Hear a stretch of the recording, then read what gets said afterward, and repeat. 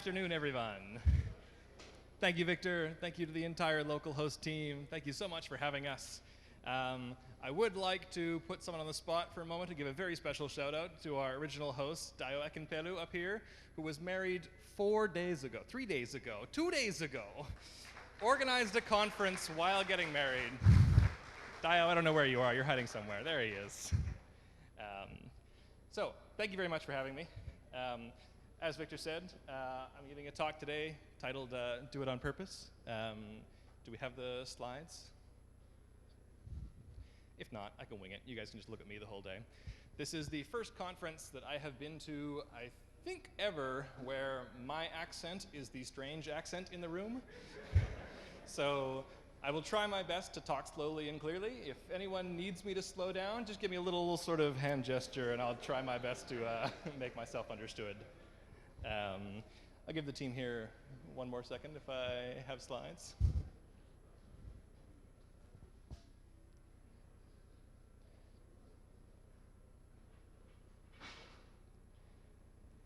Otherwise, I will substitute elaborate hand gestures and interpretive dance. And no one wants to see that.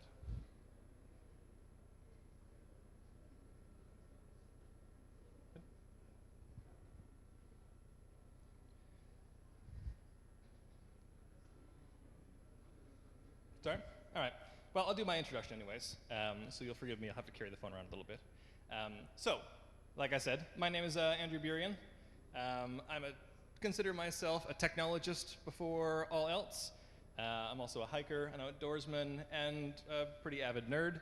I've been in computer science and technology in one way or another pretty much since I graduated high school. So I've been here for a fair while.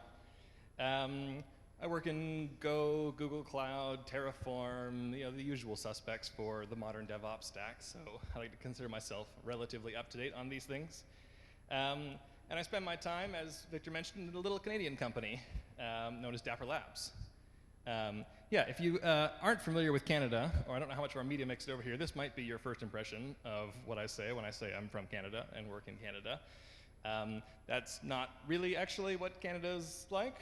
I actually come from a beautiful little city on the west coast of Canada called Vancouver. In my totally unbiased opinion, it is the jewel of the west coast. So it's not entirely snow and glaciers, but it is about 20 degrees warmer than the coldest day in Lagos. So if you see me up here sweating, it's not because I'm nervous, I'm just not built for the Lagos temperature. So I have been at Dapper now for about 6 years, and I've done in that time a lot of everything, pretty much. I did, when the company was small, I did the IT team, I did what was operations or sysadmin back in the day, that grew and modernized into DevOps, into SRE. I've done a little bit of security, and through all of that, I was sort of the technologist, builder, doer, engineer, until I eventually sort of graduated up to the role where I am now, where I call myself the Director of SRE. Now, that might seem like a relatively logical career progression. You spend enough time at a place, you work your way up the ladder, eventually you get to call yourself the director. But I've always sort of found that an interesting career path, where sort of, I don't know if anyone here works in management or higher management especially, but you don't get to spend a lot of time building things when you're the director. So the question is if I consider myself a technologist, why did I choose to go into management, and why am I standing in front of you guys, who are all, I think, builders and doers, talking about management things? Can we back up one, actually? Fast. Oh, actually, there's the next slide, so fair enough. So, to explain what happened, I have to take you back in Dapperlabs' history just a little bit. We'll do a short little tour. You may or may not be familiar with the CryptoKitties project. This is what Dapper built that started our journey. We were the original designers of the NFT, if anyone's familiar with that in crypto. We wrote the initial spec that describes what an NFT is and how it works. And CryptoKitties was the proof of concept for that project. So we expected this to be a fun little detour into the world of crypto, where we take a look at what things do. It turned out to be a wildly successful project, and we knew that we had to do something with it. So we built Dapperlabs off the back of sort of CryptoKitties' success. Please. In the time since then, that was 2017 that CryptoKitties launched. In the time since then, Dapper has been busy. We decided that we had to sort of take a stab at building the entire crypto ecosystem ourselves, because why not? We built the Flow blockchain, we built the Dapper wallet, and we built NFT Top Shop, which was our first attempt at digital collectibles in this sort of new ecosystem. It all went tremendously well, though tremendously stressful for every engineer involved. The few people here at Dapperlabs will have known that that was a busy time. And then since then, we've built 3 more products: NBA Top Shot, UFC Strike, and soon coming up, La Liga Golazos. So all that to say that Dapperlabs has been incredibly busy and has been incredibly hard on the people that have worked for it, but has been very rewarding and an excellent learning experience for all of us. But I sort of felt, as we worked on this, that I wanted a bit of a break, that I would sort of step up to the next phase of management and take myself away from the engineering for a moment. I had grand visions of corner offices and lovely views over the city. If any of you here are offered a position to management and you would like to use that to take a break, don't do it. It's a trap. Management is not a break from the hard work. In fact, when you get up to management, you discover that it's all even more hard work and about half the respect. So, I was very fortunate that I had a very strong team supporting me. I was able to take the time required to learn sort of what it meant to be a manager, what it meant to be a director, and I discovered that there were problems in DevOps and problems in the DevOps space and the SRE space that I hadn't even considered before. These were things basically entirely new to me, that I had no training for, no ability to deal with. No one had ever sort of coached me through these things, and so I sort of had to learn this stuff from scratch with a great deal of support and a great deal of help. I did not do the whole thing myself. And so I'm here speaking to you today to attempt to sort of convey some of these things I've learned from perspective you might not have by default. And my hope is that as you go into the more technical talks this afternoon and the rest of today, you'll take some of the things that I say and be able to apply that to the technical things that come later. So, next slide, please. So I'm going to cover a whole bunch of things today really quickly. What is DevOps to an organization? How do you share that understanding of DevOps with an organization that's either new to it or changing? How do you manage stress and burnout in your teams? One of the biggest killers in the DevOps space that I've seen. This new topic that I've been relatively attached to recently is the concept of design thinking and how to apply that in our space. Cultivating a knowledge culture. How do you explain what you do and keep that alive in your teams over and over? And building innovative capacity in your teams as well. So, I'll try to go through it relatively quick. So, the first thing I want to talk about is what should seem like a glaringly obvious thing, but occurred to me that I didn't think in these terms until very recently. There are 3 levels to solving problems. The top level is, why are we solving this problem? The next level down is, what are we doing to solve this problem? And the bottommost level is, how are we solving this problem? If you're like me, and you're a technologist and an engineer, we love the how.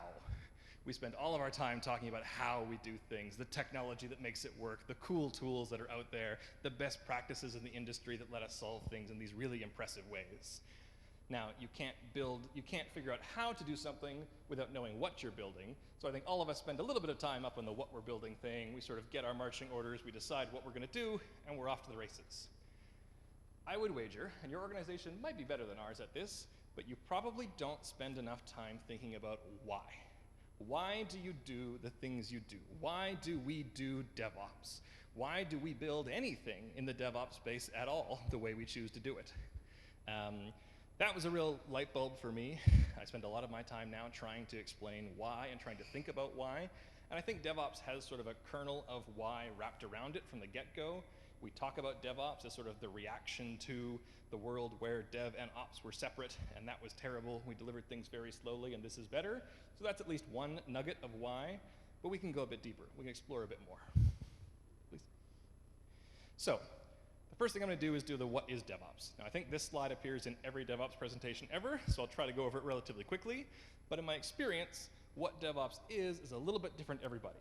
And there are basically no wrong interpretations of DevOps, but you have to know what mine is to understand what the heck I'm going to talk about. So, more? So, To me, there's a few things I think DevOps isn't, and this is sometimes controversial, and again, I'm not married to this. You do the thing that's best for your organization, but in my brain, DevOps is not a particularly good team name. There's a reason why I call myself and my team the SRE team and not the DevOps team. It's a subtle distinction, but DevOps is a little bit bigger than a single team, and so I like to keep the term available for sort of the whole organization. It's not a single group that does DevOps, your organization does DevOps. It's also not a flashy redesign of your sysadmin group or your operations group. I see too many companies that just slap the DevOps label on a poor group of sysadmins and say, you fix the problem now, have fun. But what DevOps is, it's an engineering culture in my mind.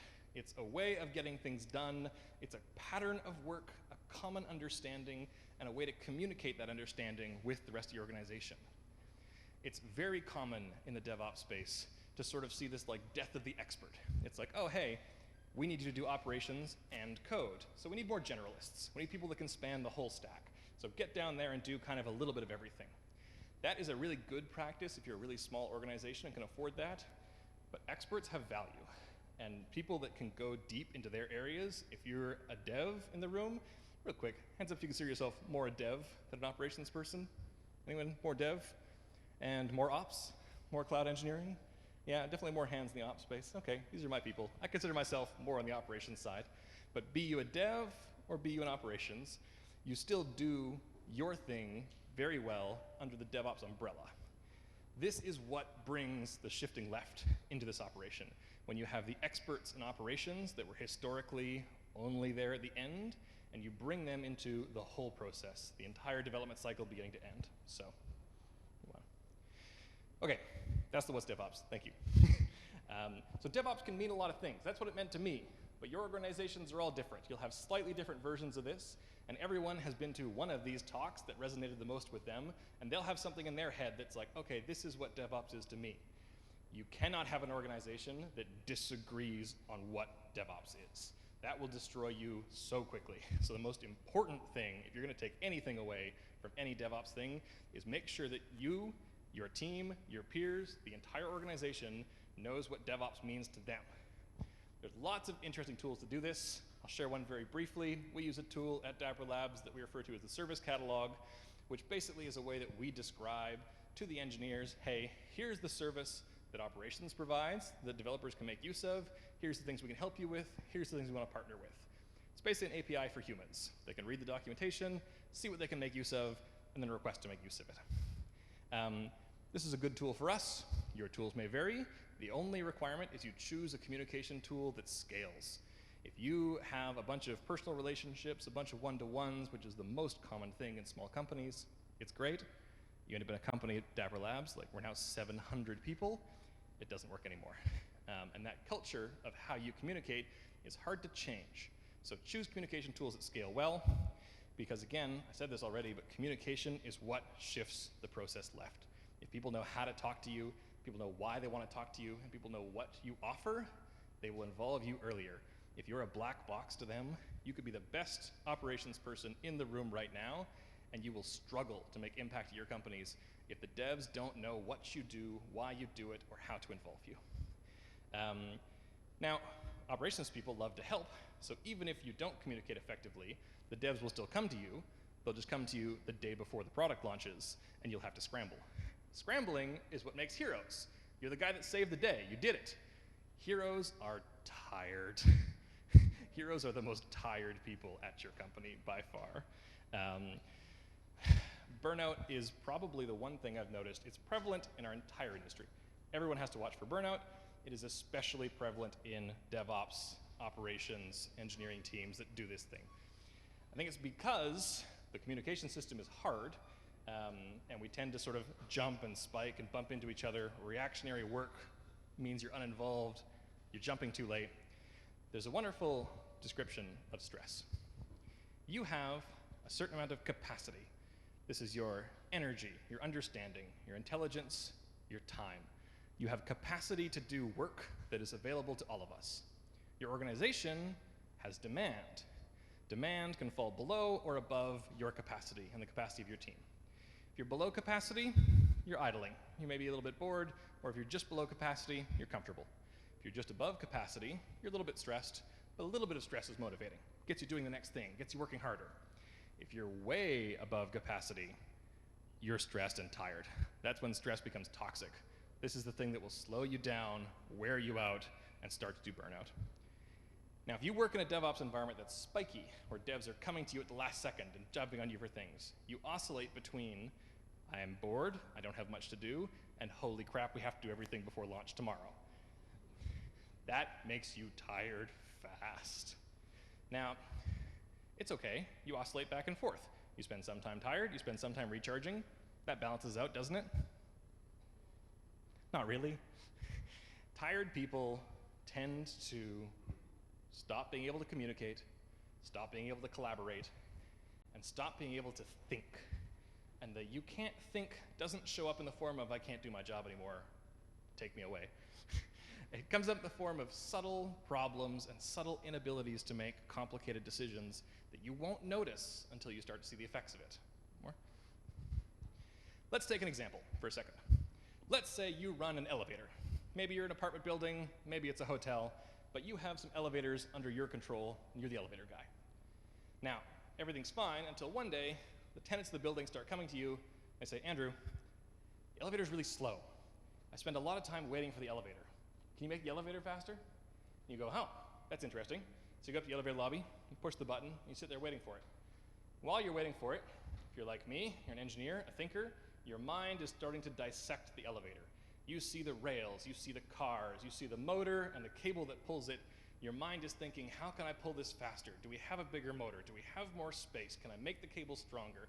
By the time the elevator gets to your floor and opens the doors, you've completely got a new idea for how to redesign the elevator. You go, I got this. I can help the people that are locked away in the elevator. We can make this faster for everybody. Then you go talk to your friend next door who also runs a hotel.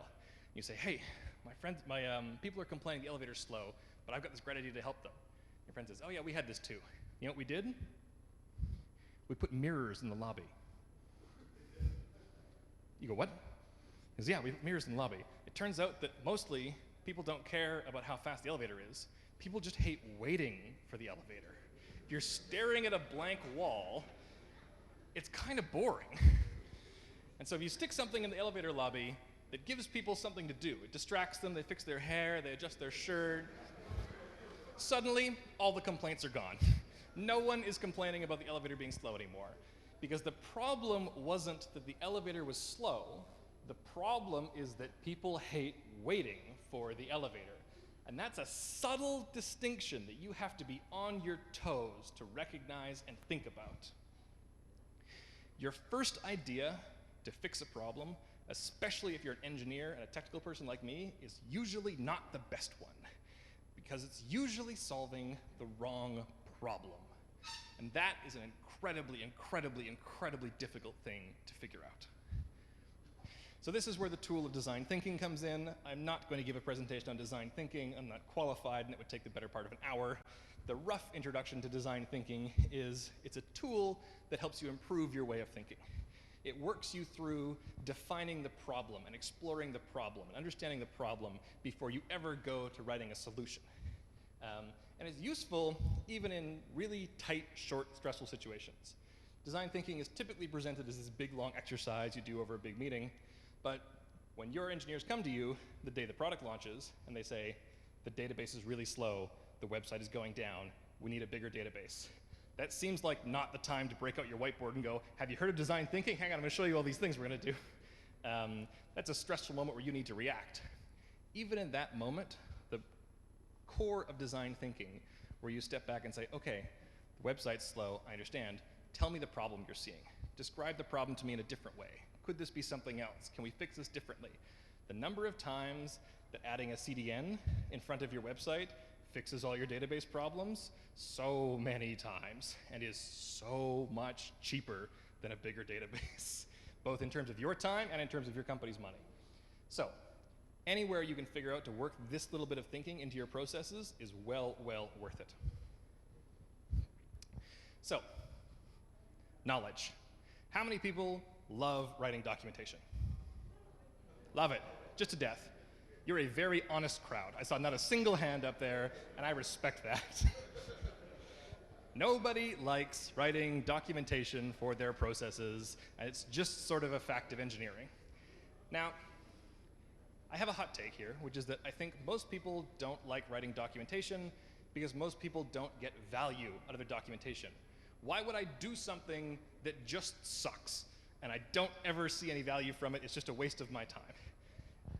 Documentation and knowledge in general is very, very hard to use. It seems so intuitive. As humans, we love telling stories. You will go to every company and they call this sometimes, the zeitgeist of the company or the institutional knowledge or the culture hidden behind the scenes, the stories that people know in their heads about, oh, you go to this database to fix this, you go to this code base to fix this.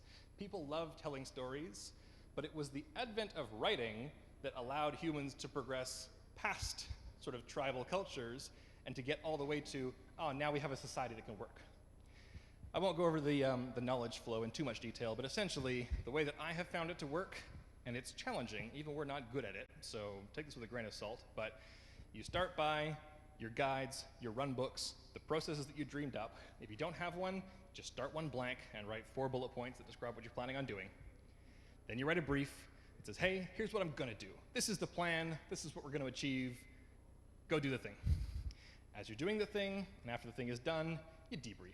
You look at it, you say, did we do what we set out to achieve? What went well, what didn't, what's going well, what's not going well, what could be improved next time? And you stick those improvements back in the run books, and the next poor soul that has to do this thing, which might be you in a year, you're basically a different person, or it might be another team, goes to the run book, and they see exactly what you've changed, and they bring that to their processes, and it goes around and around and around. If you can start to find some way in your organizations and your teams to get value out of your knowledge, you 10x easily the ability of your team. Then you're using more than just your brain and the brains of the stories that you've heard. You have a wealth of human knowledge for everyone that came before you. All of this is leading up to one very complicated concept. It's deceptively simple and yet deceptively challenging that I've been trying to wrap my head around with heavy support from my partner now for the better part of 6 months. Which is innovative capacity. Now, innovative capacity is essentially your team's ability to do work. We are in tech. This is not an assembly line. We cannot do exactly the thing that we're supposed to do exactly by the documentation every time. Each and every one of you has to think creatively, develop new solutions, figure out new answers to your problems, and you have to have the capacity to do that. People that have innovative capacity will start to look like these people. They're curious, they're competent, they're creative in their work, they're thoughtful and intentional, they solve the right problems. They're emotionally intelligent, they collaborate well, they communicate well. These are typically things you find on every hiring checklist. You want to sort of hire people that look like this. And it's true that you can hire people and should hire people that look like this. But it's also a very trainable skill. It's something that you can encourage in your teams, you can build, you can design, you can work on it in yourself, you can work on it with people around you. But you need to have some things in place to let that happen. The 3 mindsets that I find go into this are the entrepreneurial mindset, the curious, risk-accepting. You should never lose that desire to solve what and how. I'm talking a lot about the why, I'm talking a lot about sort of the high-level wishy-washy things. I love figuring out what and how. I hope you do too, because that's what the rest of the conference is about, so please enjoy it. You also have the holistic mindset, which is the thinking about the why. Learn from the failures of others, learn from other teams, bring things in, and the community, talk to others, bring people along. DevOps is a philosophy that spans all of engineering, not just your team. Don't leave people behind. If I have to leave you with one sort of summary of innovative capacity, it's the resource that lets teams work. It evaporates under burnout super quickly, but takes a while to notice that it's gone.